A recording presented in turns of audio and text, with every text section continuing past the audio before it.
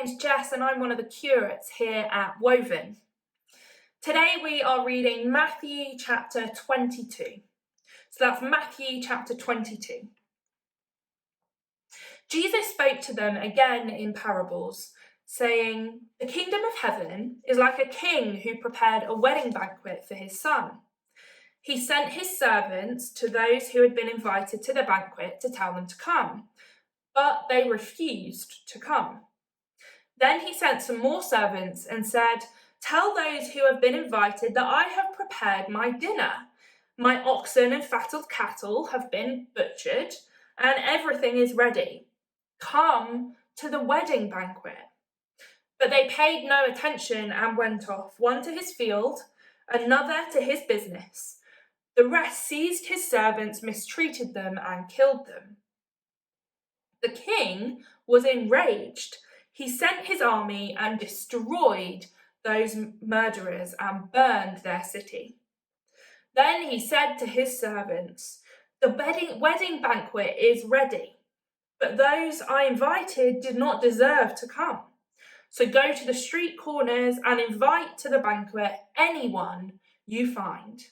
So the servants went out into the streets and gathered all the people they could find, the bad as well as the good, and the wedding hall was filled with guests. But when the king came in to see the guests, he noticed a man there who was not wearing wedding clothes. He asked, 'How did you get in here without wedding clothes, friend?' The man was speechless. Then the king told the attendants, 'Tie him hand and foot and throw him outside into the darkness where there will be weeping and gnashing of teeth. For many are invited, but few are chosen.' Then the Pharisees went out and laid plans to trap him in his words. They sent their disciples to him along with the Herodians. 'Teacher,' they said, 'we know that you are a man of integrity and that you teach the way of God in accordance with the truth. You aren't swayed by others because you pay no attention to who they are. Tell us then, what is your opinion? Is it right to pay the imperial tax to Caesar or not?' But Jesus, knowing their evil intent, said, 'You hypocrites, why are you trying to trap me? Show me the coin used for paying tax.' They brought him a denarius, and he asked them, 'Whose image is this, and whose inscription?' 'Caesar's,' they replied. Then he said to them, 'So give back to Caesar what is Caesar's, and to God what is God's.' When they heard this, they were amazed. So they left him and went away. That same day, the Sadducees, who say there is no resurrection, came with a question. 'Teacher,' they said, 'Moses told us that if a man dies without having children, his brother must marry the widow and raise up offspring for him. Now there were 7 brothers among us. The first one married and died, and since he had no children, he left his wife to his brother. The same thing happened to the second and third brother, right on down to the 7th. Finally, the woman died.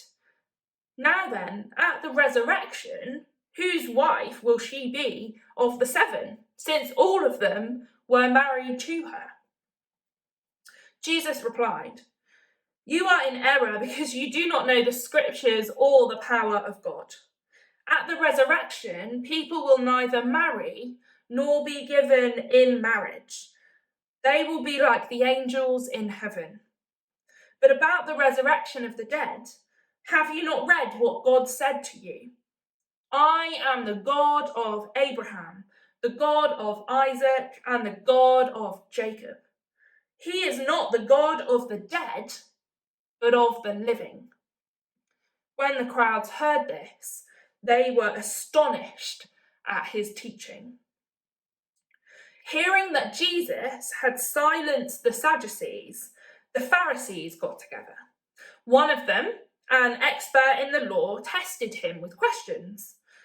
'Teacher, which is the greatest commandment in the law?' Jesus replied, "Love the Lord your God with all your heart and with all your soul and with all your mind. This is the first and greatest commandment.